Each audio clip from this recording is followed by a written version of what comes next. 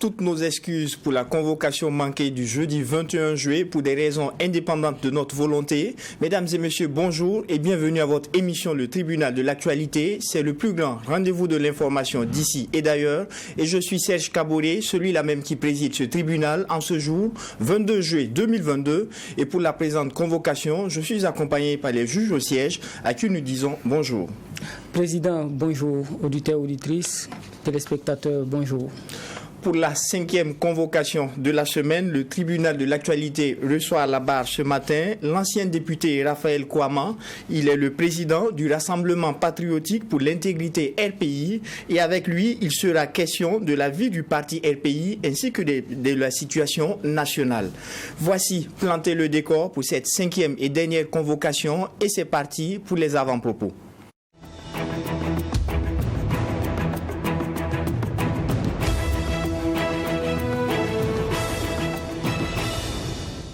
Juge Ouédraogo, qu'est-ce qui retient votre attention pour la présente convocation?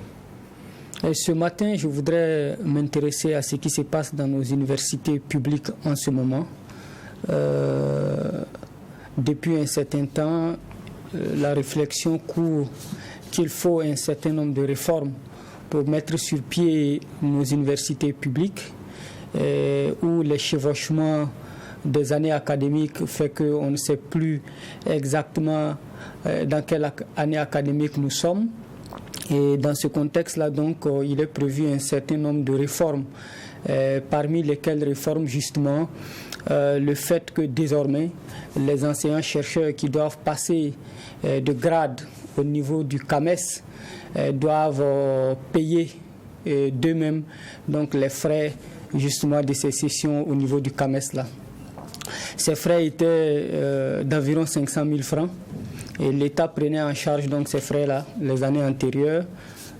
Cette année, le gouvernement indiquant qu'il veut réduire le coût du train de vie de l'État a estimé qu'il fallait que les enseignants eux-mêmes casquent de leur poche environ 450 000 francs. Et non, pardon, ils doivent casquer tous les 500 000 francs. Avant, les enseignants payaient 50 000 et l'État payait 450 000. Maintenant, on demande aux enseignants de faire face donc à tous ces frais-là. Et il y a des grouilles donc qui s'élèvent de plus en plus dans les universités publiques parce que les enseignants-chercheurs ne l'entendent pas de cette oreille-là.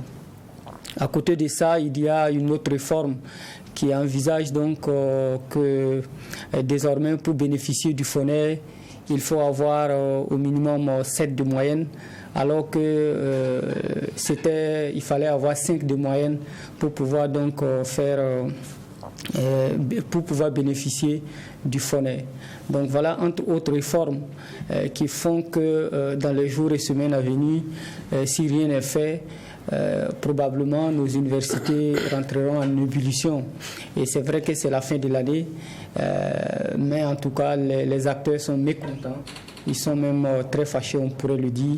Et si évidemment, comme nous sommes en fin d'année, les uns et les autres ne vont pas au bras de fer, il est évident en tout cas que si ces réformes-là passent, à la rentrée, on aura une année, en tout cas un début d'année difficile.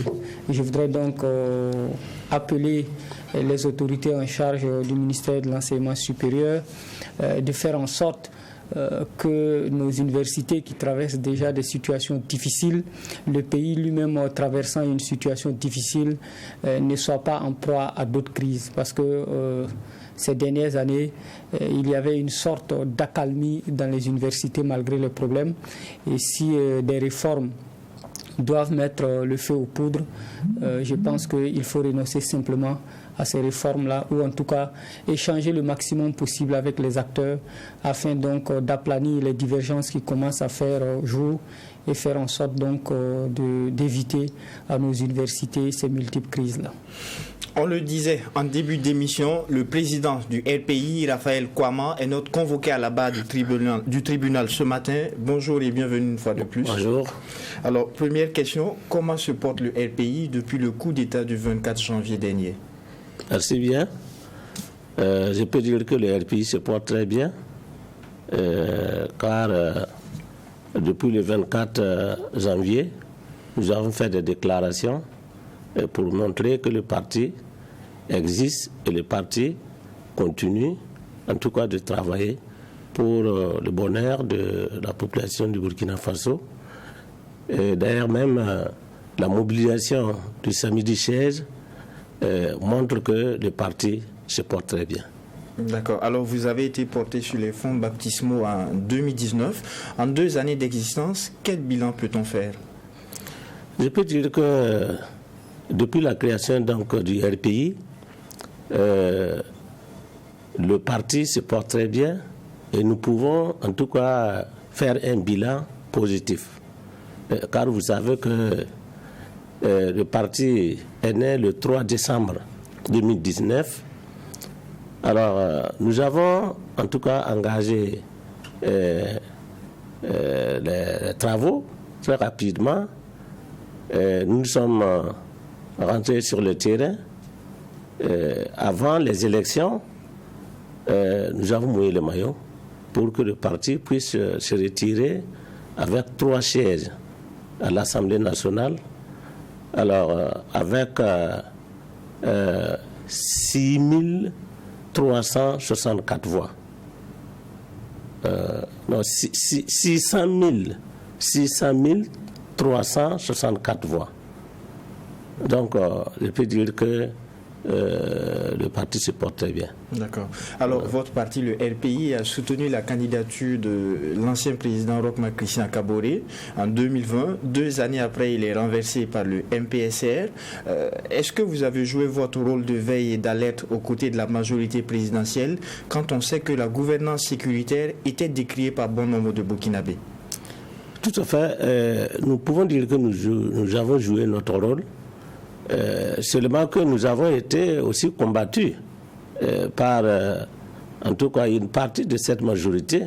Si vous suivez en tout cas l'actualité, nous avons effectivement voté pour le président Roch Kaboré, mais nous, au niveau de l'APMP, alors il y a des camarades qui n'ont pas voulu que nous puissions se retrouver à l'APMP.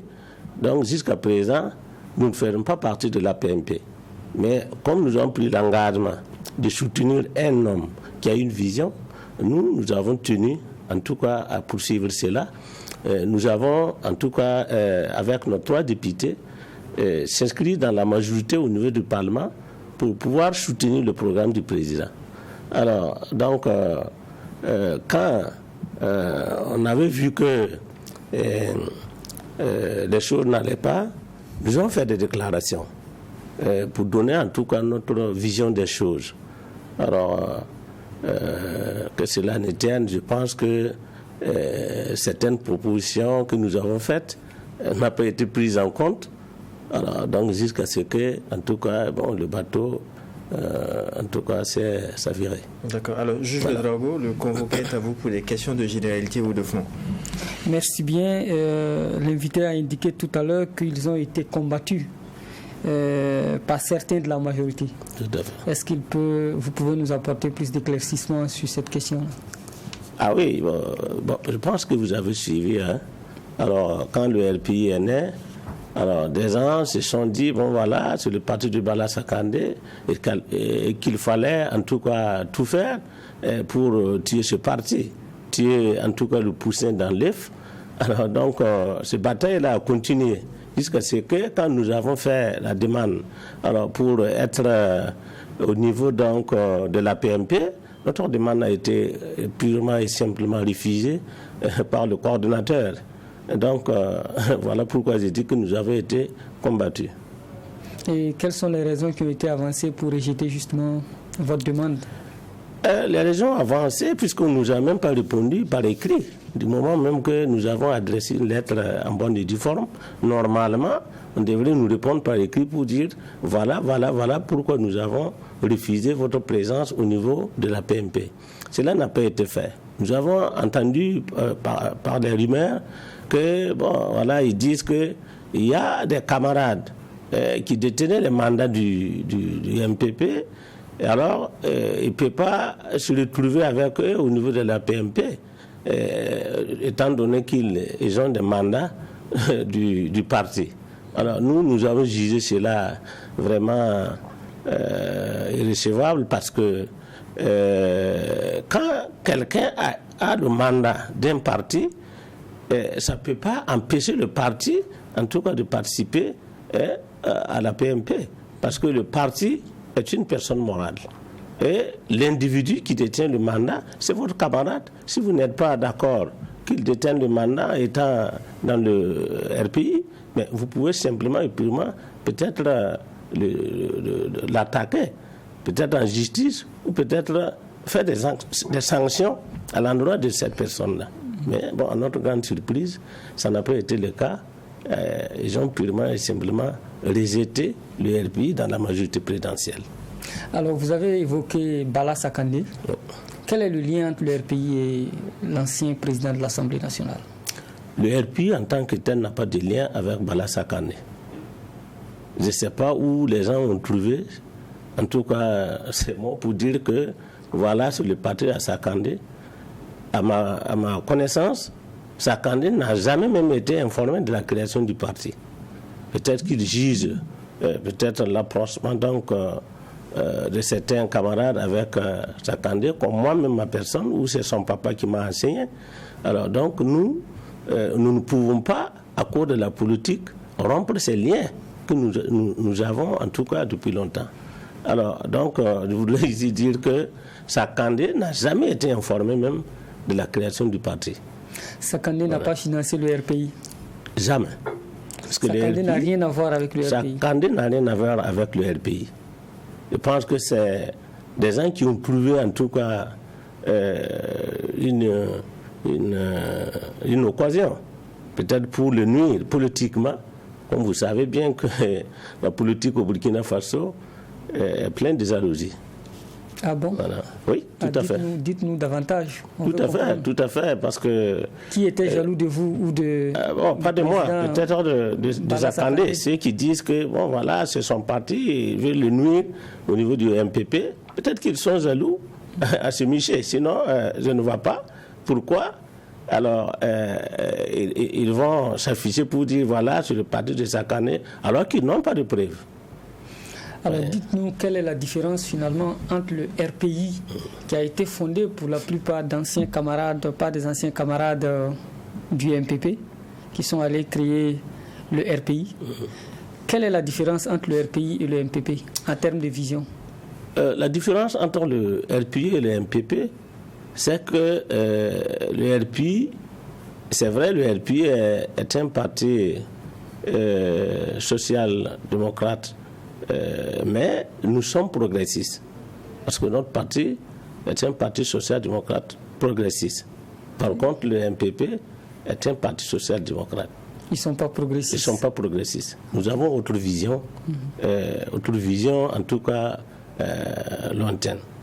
Donc, voilà pourquoi nous jugeons que nous avons en tout cas une petite différence entre le MPP et le RPI. Mais ça n'a pas empêché que malgré tout, vous repartez vers le MPP pour gouverner avec lui une fois que vous avez eu vos quelques députés. Bon, nous prenons l'intégrité et le patriotisme. Et à cause de cela, comme on a pris l'engagement de soutenir un homme qui est en tout cas la personne de M. Christian Kaboré, quand nous avons eu nos 3 députés, nous nous sommes dit, bon, continuons notre engagement, sinon ils vont dire que nous sommes des traîtres. Parce que nous nous sommes engagés pendant la campagne de les soutenir. Comme on a eu des députés, nous devrons en tout cas tenir parole. Voilà pourquoi nous avons effectivement s'inscrit dans la majorité pour accompagner le président Christian Kaboré. Et ce n'est pas le MPP que nous accompagnons. Malgré qu'il n'est pas progressiste, vous le souteniez quand même.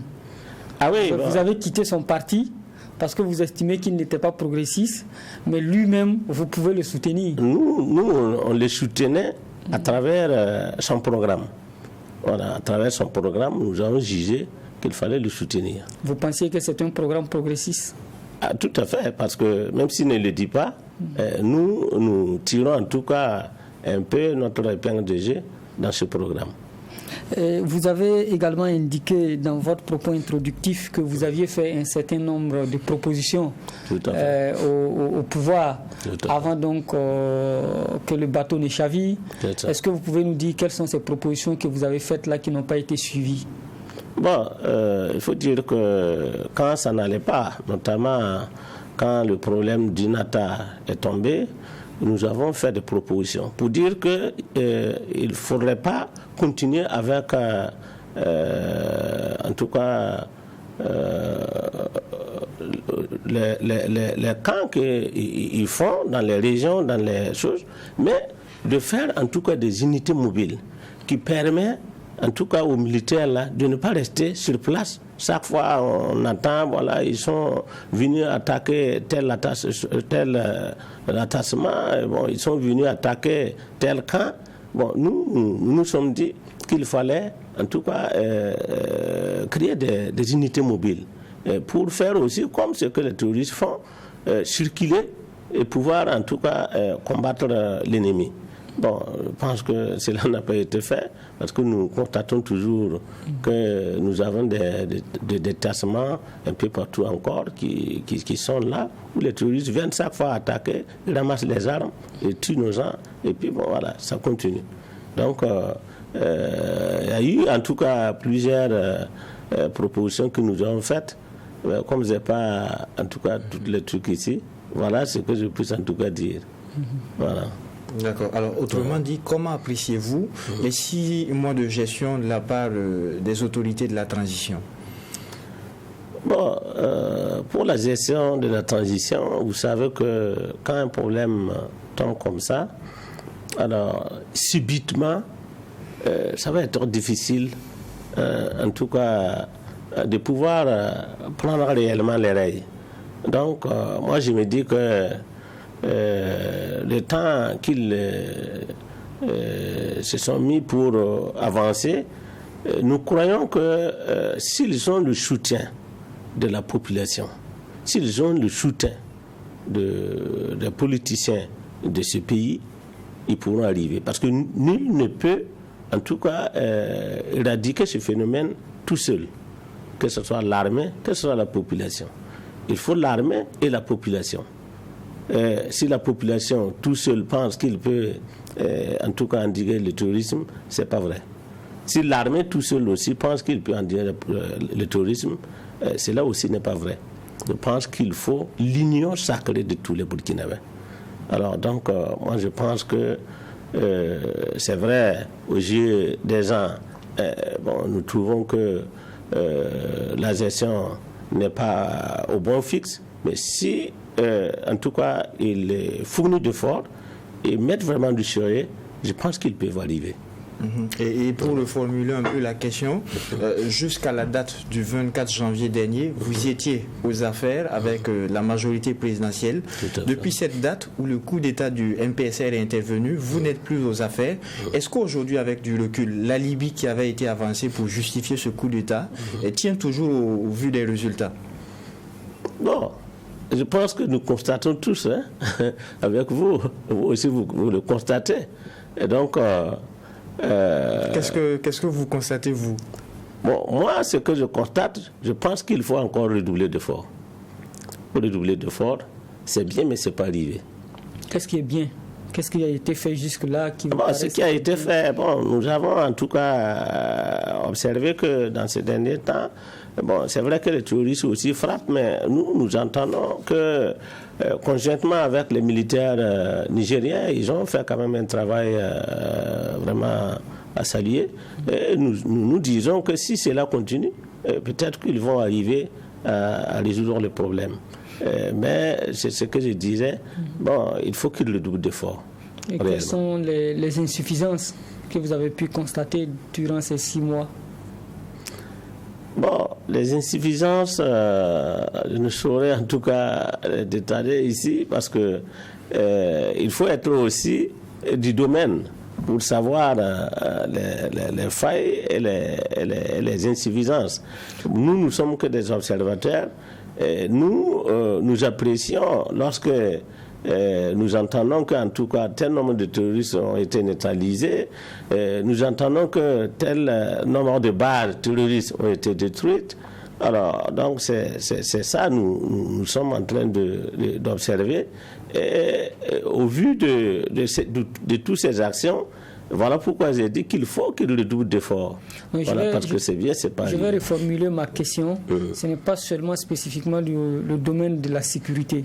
Dans la gouvernance du MPSR, depuis ces 6 derniers mois, quelles sont les insuffisances que vous avez constatées quand vous faites la comparaison avec le pouvoir que vous gériez à l'époque? Bon, les insuffisances que moi je constate, je peux dire qu'il faut qu'il aille vers l'union nationale, l'union sacrée de tous les Burkinabés. Alors, je n'ai pas dit qu'il travaille à diviser, mais il faut qu'il travaille pour que tous les Burkinabés s'unissent. Parce que c'est une période où nous avons besoin de tout le monde. Nous avons besoin de l'armée, nous avons besoin des hommes politiques, nous avons besoin des intellectuels de ce pays pour avancer. Alors, donc, au départ, je me disais que la classe politique n'a pas été fortement impliquée. Mais je voudrais en tout cas dire que ces insuffisances-là, il faut les corriger. Il faut impliquer la classe politique pour que, en tout cas, le travail puisse se faire efficacement. Mais le MPSR a indiqué que c'est justement la classe politique le problème. Vous avez même demandé de vous mettre de côté. Je pense que nous sommes tous comptables. Il n'y a pas quelqu'un qui peut dire qu'il n'est pas comptable dans ce problème. Voilà. Donc, ce n'est pas seulement que les politiciens. Tous les Burkinabés sont comptables. Alors, il y a un processus de réconciliation nationale qui a été mis en marche par le gouvernement de transition. Yes. Quelle est votre appréciation sur ce processus-là? Nous appelons en tout cas de tous nos voeux la réconciliation des fils et filles de ce pays. Seulement que nous sommes en train de regarder. Bon, moi, pour ma part, je pensais que la réconciliation, c'est entre les dirigeants et leur peuple.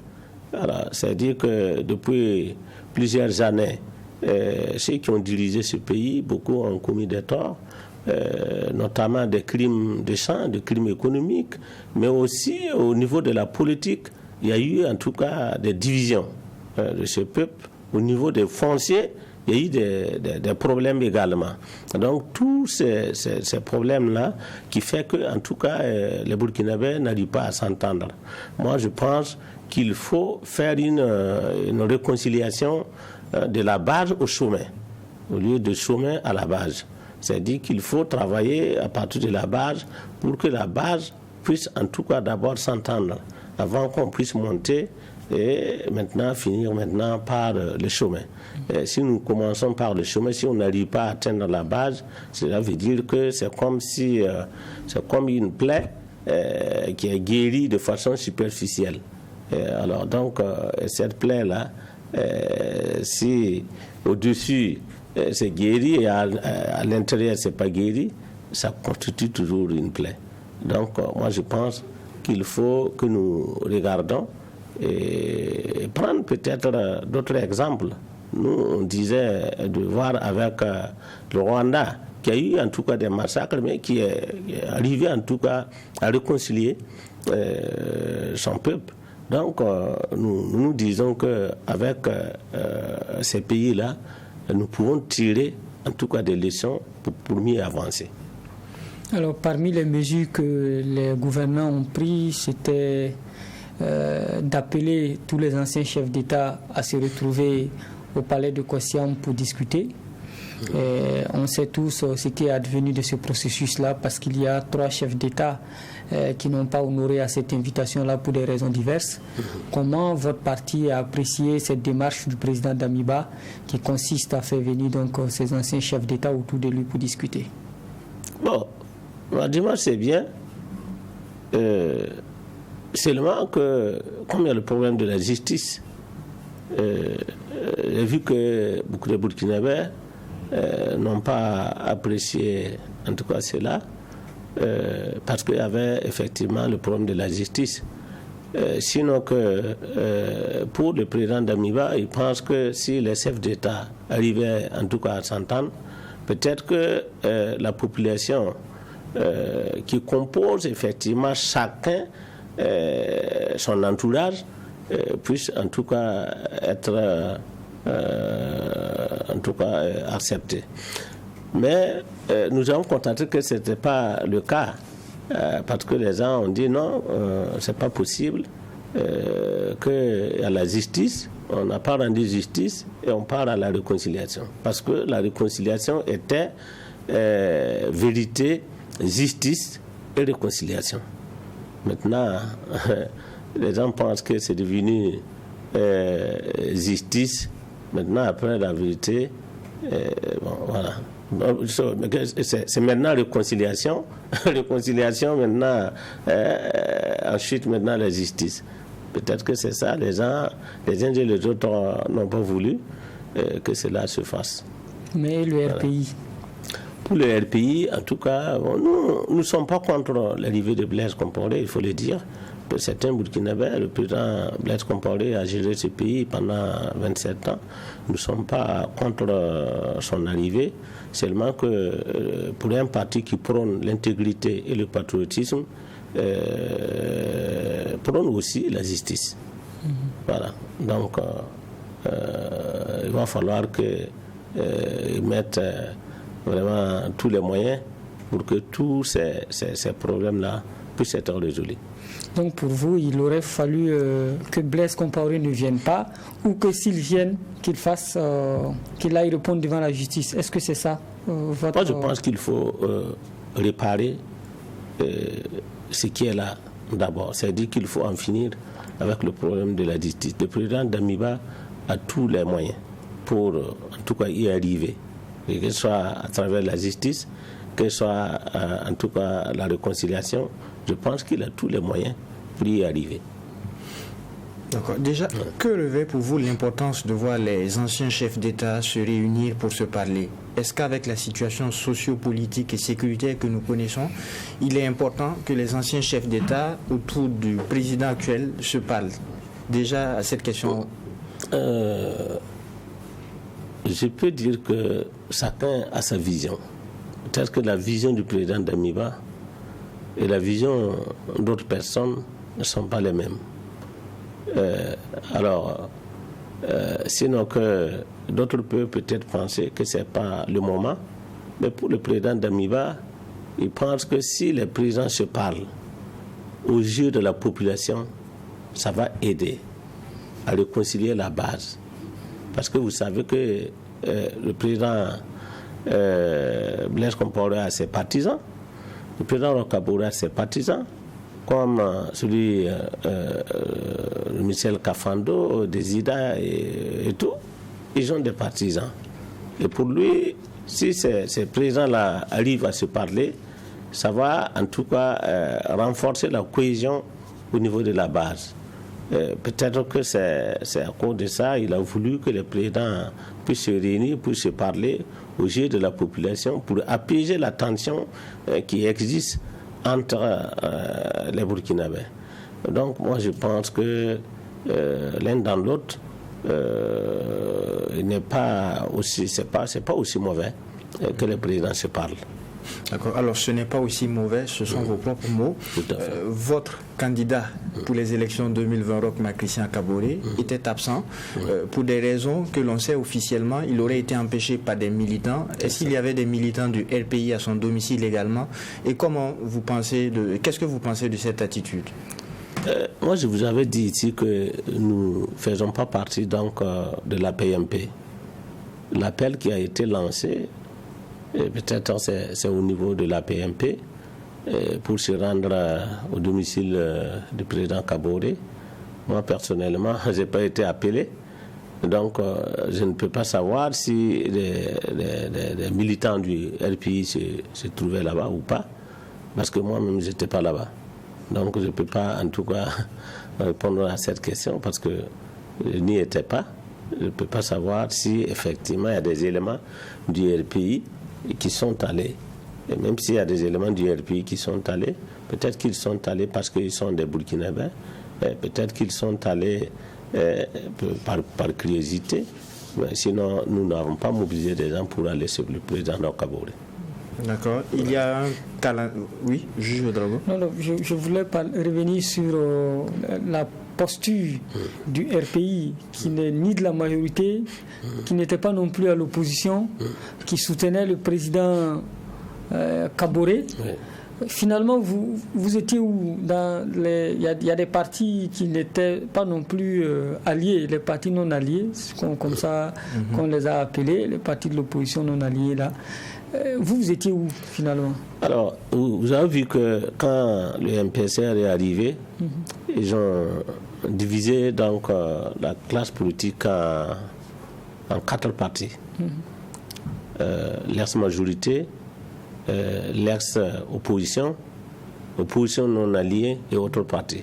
Nous sommes à autres partis. Okay. Voilà, nous sommes à autres partis. Nous ne sommes pas effectivement de la mouvance. Nous sommes de la mouvance en termes chauds, nous sommes de la mouvance présidentielle parce que nous avons déposé une lettre au niveau du matériel pour dire que nous faisons partie de la majorité présidentielle. Mais comme on a été combattu, donc la PMP ne voulait pas voir le RPI, donc je peux dire qu'en ce moment, nous nous sommes positionnés à autre parti pour pouvoir avancer. Voilà, donc nous sommes à autre parti. D'accord. Et aujourd'hui, en tant qu'autre parti, vous ne siégez pas au niveau de l'ALT? Oui, il y a le camarade Luc Adolphe Tiao qui siège au niveau de la transition au nom de autres partis. Voilà. Donc je peux dire que nous siégeons parce que quand ils ont voulu en tout cas faire le choix, ils ont demandé à chaque groupe d'envoyer en tout cas une personne, 2 personnes plutôt. Et c'est nous, c'est Luc Adolphe Tiao et autres personnes qui sont parties. Ok. Voilà. Alors aujourd'hui, vous êtes, ce que vous avez dit, bien portant. Vous voulez conquérir le pouvoir d'État. Oui. Donc gouverner le Burkina. C'est ça. Quels sont les grands axes sur lesquels vous voudriez mettre l'accent si demain les Burkinabés vous accordaient leur confiance? Merci bien. Alors nous, RPI, qui prône l'intégrité et le patriotisme, nous avons constaté que nous avons failli à l'éducation. Et tout tourne autour de l'éducation. Quand vous regardez les grandes nations, comme les États-Unis et autres, quand ils éduquent un homme, cet homme-là est valeureux. Au Burkina, ici, nous avons des valeurs, mais nous éduquons nos enfants sans ces valeurs-là. Le RPI pense que pour faire des réformes, pour que le Burkina Faso puisse se porter bien, il faut revoir l'éducation. Éduquer nos enfants avec des valeurs comme l'intégrité et le patriotisme. Vous savez que si un enfant devient grand avec une éducation d'intégrité, tous les mots que vous voyez, ce type-là, il va refuser. Que ce soit le terrorisme, que ce soit la corruption, que ce soit l'incivisme. Un enfant intègre, il ne va jamais se mêler de ça.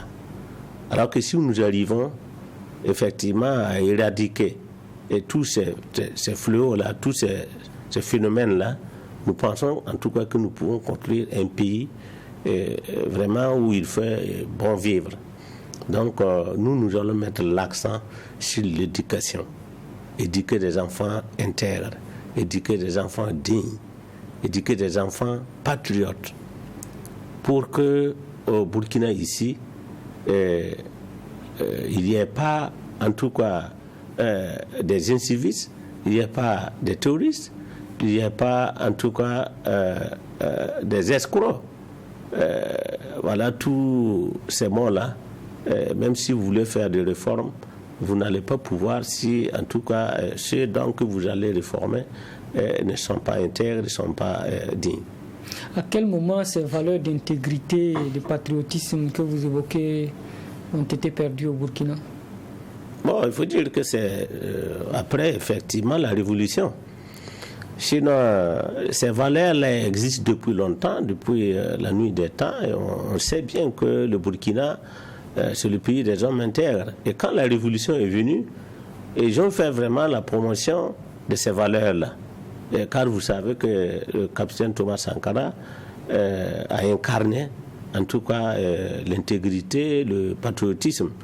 Mais après la révolution, au fil des ans, nous avons constaté que les gens sont en train de quitter, en tout cas, l'intégrité pour maintenant faire de n'importe quoi. C'est-à-dire que chacun, ce qu'il veut, c'est l'argent. Alors que l'argent ne peut pas être le moteur du développement. L'argent peut être l'huile pour essayer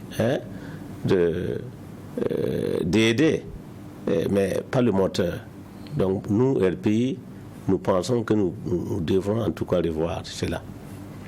Et on dit toujours que le poisson pourrit par la tête. Si aujourd'hui les jeunes sont inciviques, s'ils croient à l'argent, est-ce que ce n'est pas parce que justement les dévanciers ont montré que c'était ça la voie à suivre? Tout à fait, c'est ça. Je venais de dire qu'après la Révolution, parce que pendant la Révolution, si vous volez l'argent de contribuables burkinabés, mais vous n'allez pas, vous allez regretter d'avoir posé ces actes. Mais après la Révolution, on a vu qu'il y a eu des détournements de deniers publics, il y a eu beaucoup de crimes économiques et tout. Eh bien, malgré tout, les intéressés sont décorés, ils roulent. Donc, ça a donné en tout cas l'envie à beaucoup de gens, en tout cas, de pouvoir s'y mettre dedans pour pouvoir effectivement aussi devenir comme les autres. Donc, c'est ça qui fait qu'aujourd'hui, nous vivons dans une situation vraiment déplorable. Alors, M. Kouama, si vous êtes président du FASO, quelle sera la première décision que vous prendrez par rapport à la situation actuelle du Burkina Faso? Vous voulez parler donc de la situation sécuritaire? Pas seulement sécuritaire, de façon générale, que ce soit sur la gouvernance, que ce soit sur la sécurité, que ce soit sur l'éducation ou que ce soit sur les questions d'économie et de développement. Ouais. Quelle sera la première décision que le RPI prendra si éventuellement les Burkinabés vous font confiance un jour? La première décision que nous devrons prendre, en tout cas, c'est d'amener les Burkinabés à être droits, à être intègres, à être patriotes. Parce que si nous n'arrivons pas à redresser les Burkinabés dans son ensemble, à être en tout cas droits et intègres, ça va être difficile. Vous voyez, dans les fonctions publiques, dans les institutions en tout cas publiques, quand vous regardez, souvent, ce n'est pas simple. Il y a beaucoup de choses qui se passent où il faut régler. Notamment, on ne peut pas avoir un fonctionnaire en même temps commerçant, en même temps entrepreneur. Et les entrepreneurs, ils font comment? Celui qui est habilité de vous donner le marché, donne le marché à lui-même. Mais c'est des situations qu'il faut en tout cas revoir. Sinon, ce n'est pas simple. Parce que chacun doit savoir se retrouver là où il est. Donc, soit vous êtes fonctionnaire, vous avez en tout cas la volonté, vous avez en tout cas la vocation pour faire ce travail, mais vous ne pouvez pas être fonctionnaire et vous êtes entrepreneur. Mais ce n'est pas juste. En tout cas, tous ces trucs-là, nous devrons en tout cas nous devrons travailler pour les dresser.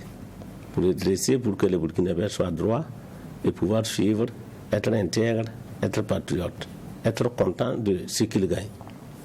Ok. En tout cas, en attendant que vous parveniez au pouvoir et que vous mettiez tout ça en branle, est-ce que vous pouvez nous dire aujourd'hui quelles sont les propositions que vous avez pour sortir le Burkina de sa situation actuelle, avant qu'on arrive justement... Nous sommes en train d'écrire. Nous, RPI, nous allons faire des propositions. Je pense que, en tout cas, au moment arrivé, vous allez constater que ce soit la réconciliation, nous sommes en train de réfléchir de quel format de réconciliation. Oui, tout à fait, nous sommes déjà à la tasse. Quel format de réconciliation nous pouvons proposer? Voilà, nous sommes en tout cas à la tasse déjà et nous allons le faire. Vous semblez avoir déjà votre format puisque vous parlez du Rwanda. Oui, je parle du Rwanda. C'est un exemple. Car vous savez que les pays ne sont pas les mêmes, ils n'ont pas les mêmes cultures, ils n'ont pas les mêmes réalités. Mais nous avons quand même une vision que nous sommes en train de regarder et nous allons en tout cas proposer cela aux nouvelles autorités de ce pays. Alors certains partis ont appelé justement à une transition civile parce qu'ils estiment que le pouvoir actuel n'arrive pas à surmonter les défis. Tout à fait. Qu'est-ce que vous en pensez? Bon. Alors, pour ma part, une transition civile, il faut aussi que l'armée, effectivement, soit d'accord à cette transition civile. Je disais tantôt ici que nul ne peut éradiquer ce fléau-là tout seul. Si un président civil arrive et l'armée n'est pas avec lui, il ne pourra pas travailler. Je pense que nous tous, nous sommes convaincus que si tu es président et tu n'as pas l'armée avec toi, mais tu ne pourras pas bouger. Donc l'armée aussi, c'est la même chose. Voilà pourquoi moi j'ai invité les autorités à travailler vers l'union sacrée de tous les Burkinabés. Donc, pour résoudre ce problème, il faut que les Burkinabés s'unissent réellement. D'accord. Pour ceux qui nous prennent en marche, je rappelle que nous recevons aujourd'hui à la barre du tribunal M. Raphaël Kouama, qui est le président du RPI. Alors, à la faveur du congrès de votre parti, le samedi 16 juillet dernier, vous avez été désigné président de ce parti et au cours de votre installation, vous avez annoncé que des discussions étaient en cours avec d'autres partis et formations politiques. De quel parti s'agit-il et quelle est la vision? Bon, en allant au congrès, nous avons été approchés par un certain nombre de partis pour des fusions ou d'alliances. Mais comme on était prêt pour aller au congrès, nous avons souhaité que cela se fasse après le congrès. Mais je ne pourrais citer en tout cas le nom des partis politiques qui sont venus. Mais comme on ne peut pas s'empresser pour regarder ce qui arrive, je pense qu'au moment arrivé, vous allez en tout cas constater avec nous les partis qui ont décidé de se mettre autour du RPI pour continuer en tout cas la promotion de l'intégrité du patriotisme dans ce pays. D'accord. Alors, vous êtes implanté sur 33 des 45 provinces que compte le Burkina Faso. Vous parlez de discussions avec d'autres partis. Le RPI pourrait disparaître. Est-ce que ce n'est pas un peu un aveu d'impuissance lorsqu'on annonce que vous avez besoin de vous mettre avec d'autres partis et formations politiques qui ont déjà des bases également? Non, pas du tout.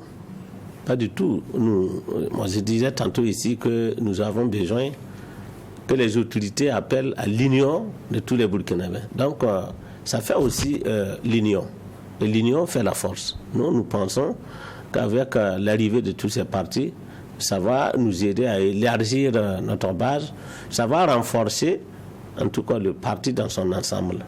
Nous pensons qu'avec l'arrivée de ces partis, ça va donner un parti fort, un parti en tout cas uni avec les autres pour pouvoir avancer. Seulement que nous n'acceptons pas en tout cas des partis qui ne veulent pas prôner l'intégrité et le patriotisme. Alors, ceux qui ne veulent pas prôner l'intégrité et le patriotisme, nous ne pouvons pas l'accepter parce que nous avons une vision. D'accord. Alors, selon certaines indiscrétions, vous êtes en pourparlers avec l'UNIR MPS. Est-ce qu'il s'agit d'une information vérifiée? Nous ne sommes pas en pourparlers avec l'UNIR MPS. Nous, avec l'UNIR, je peux dire que pendant,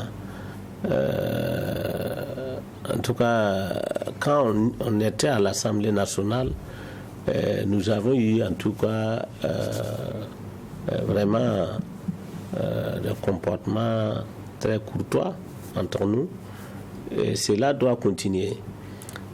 C'est pas dire que nous sommes en train de pourparler pour aller soit en fusion ou chose avec l'UNIR MPS, mais nous avons constaté que avec l'UNIR, comme c'est des sankaristes, et vous savez que Sankara, qui a prôné en tout cas l'intégrité et le patriotisme, il y a de quoi avoir peut-être des petits liens entre nous et l'UNIR MPS. Mais cela ne veut pas dire que nous sommes en pourparlers pour une quelconque fusion ou chose. D'accord. Oui, je d'accord. Alors aujourd'hui, est-ce que avec le MPP, puisque maintenant ils sont plus au pouvoir, est-ce que les choses s'arrangent un peu plus entre vous? Bon, nous continuons notre chemin parce que vous savez que même quand même ils nous combattaient, l'aile, peut-être que je peux dire que l'autre aile qui nous combattait. Quelle autre aile? Eh bien, bon, tu vois que le MPP, en tant temps, était divisé en plusieurs fractions. Hein. Quelle fraction? Puisque bien avant, il y avait le groupe de Salif Diallo, il y avait celui du président Kamal Christian Kaboré, il y avait celui de Simon Comporé. Et si tu n'es pas bien positionné, tu n'es pas apprécié, tu n'es pas... C'est quelle aile qui vous combattez? Bon, je ne saurais le dire.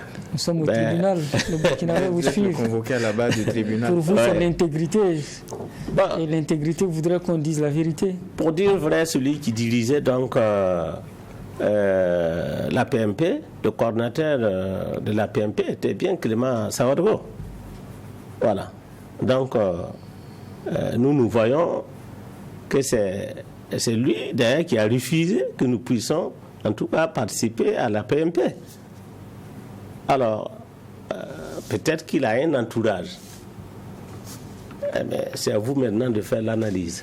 Mais aujourd'hui, justement, le MPP est dirigé, en tout cas par Bala Sakandé, qu'on disait être proche de vous. Vous avez indiqué que la proximité, c'est depuis même le niveau familial. Est-ce qu'aujourd'hui, avec cette présidence de Bala Sakandé, le RPI se sent beaucoup plus à l'aise pour être proche du MPP et pour faire des choses avec ce parti qui a perdu le pouvoir et que vous accompagnez de toutes les façons? Pas du tout. Pas du tout, parce que nous avons déjà pris notre chemin et nous sommes en train de continuer. Et quitte à peut-être la situation peut-être change après. Sinon, pour le moment, nous ne pouvons pas dire que nous sommes à l'aise avec le MPP parce que on ne travaille pas ensemble. Nous n'avons pas des réunions communes. Chacun est dans son chacun. Voilà. La preuve est que notre congrès qui vient de s'achever, nous avons envoyé une lettre d'invitation au MPP. Personne n'est venu. Par contre, il y a plusieurs partis qui se sont en tout cas représentés. Voilà. Donc, cela veut dire que nous continuons notre chemin. Mais malgré tout, vous êtes avec Roch-Marc Christian Kaboré. Bon, Roch-Marc Christian Kaboré, je vous disais que nous avons pris un engagement de le soutenir, mais du moment qu'il n'est plus au pouvoir, nous ne pouvons pas continuer cela. Et peut-être ce qui peut être chose, c'est peut-être des relations personnelles. Vous savez bien que c'est un frère de la région. Nous sommes tous de la même région. je ne peux pas dire que je ne le rendrai pas visite, je ne peux pas dire que je ne peux pas assister, en tout cas, à des trucs lorsqu'il a peut-être des cérémonies ou choses. Moi, je peux participer. Mais pour le RPI, il n'est plus au pouvoir parce que nous soutenons son programme. Ce programme n'existe plus. Alors, donc, pour le RPI, je pense que cela doit s'arrêter. Voilà. Ok. Ouais. Je voudrais que vous partagiez avec nous votre réflexion sur la question de l'augmentation des salaires des ministres du gouvernement actuel. À l'époque, ça fait couler beaucoup d'encre de salive. Certains Burkinabés étaient d'accord et d'autres pas. Qu'est-ce que vous, au niveau du RPI, vous en pensez? Bon, l'augmentation des salaires des ministres, vraiment pour le RPI qui prône le patriotisme, nous pouvons dire qu'il pouvait en tout cas travailler à renverser la situation d'abord, avant de voir le problème des salaires. Parce que dans les discours au départ, les gens parlaient de désintéressement.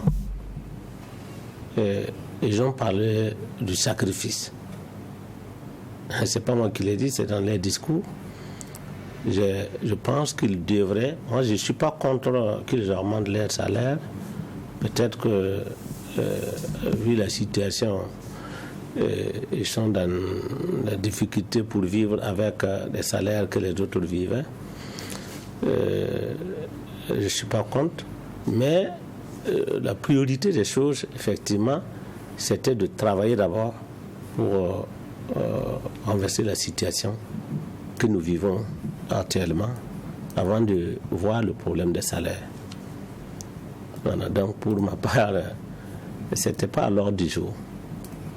Ok. Ouais. Alors, dernière question, toujours sur la gouvernance. Il s'agit du remplacement tous azimuts des secrétaires généraux, des DG, etc. Et les dégagements aussi avec effet immédiat. Certains Burkinabés ont crié justement à une chasse aux sorcières, à la marginalisation de certains Burkinabés. Qu'est-ce qu'au niveau du RPI, vous pensez de cette problématique? En tout cas, sur ce plan, les changements, il faut dire que tout homme vient avec son entourage, vient avec ses hommes. Les changements, nous ne sommes pas contre le changement. Seulement, peut-être la manière, avec effet immédiat, où l'intéressé ne sait pas où se mettre, peut-être ça. Si nous savons que s'il y a un changement à la tête d'un pays, dans les institutions, il faut s'attendre à un changement également. Voilà, donc, et aussi, c'est normal qu'ils puissent mettre leurs hommes pour pouvoir travailler. Il faut avoir confiance à quelqu'un pour mieux travailler avec la personne. Donc, moi, je pense que le changement, c'est tout à fait normal, mais c'est la manière. Quand on dit, bon voilà, un tel a été relevé de ses fonctions, avec effet immédiat, c'est-à-dire que du coup, il ne peut plus rien faire. Bon, comme c'est l'armée. Donc, moi je pense que, sinon les changements, moi, pour le RPI, je pense quand même que c'est tout à fait normal qu'il faut changer. D'accord. Voilà. Et c'est ici que nous mettons un point final à la dernière convocation de la semaine. Je rappelle que M. Raphaël Kouama était notre convoqué à la barre du tribunal. Il est le président du RPI. Et avec lui, il a été question de la situation sociopolitique nationale ainsi que des perspectives de son parti. Merci à vous qui l'avez suivi. Merci aux juges pour les angles de regard et d'analyse. Ici, au tribunal de l'actualité, la rigueur d'une justice équitable s'applique sur tous les sujets enrôlés. Au revoir et restez fidèles au programme de Truth TV et Watt FM.